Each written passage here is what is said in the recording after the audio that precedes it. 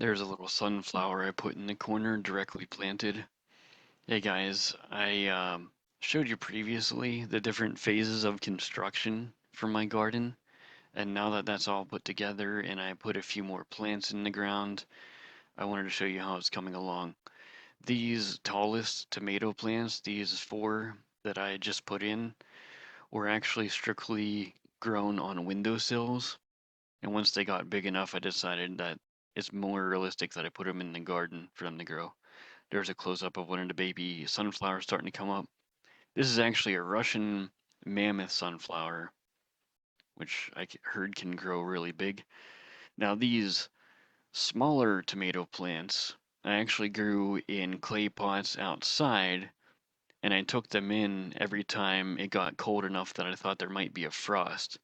So, due to the low temperatures, they didn't really grow very big, and they're still not very big. Here's some of the plants that are repotted. They were sharing cups with some of the plants, and I just figured they should be repotted and develop a little further before I try to put them in the garden.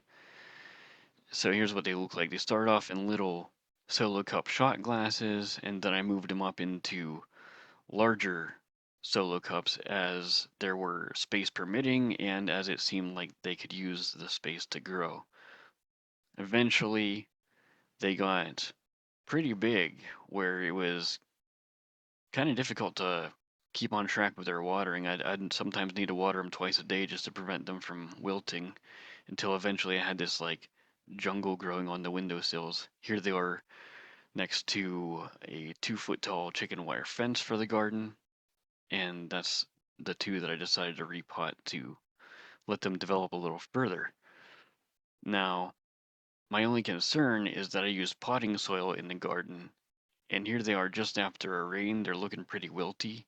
So I just hope that they're still gonna pull through and do okay in the garden. All right, there's your update. Thanks for watching.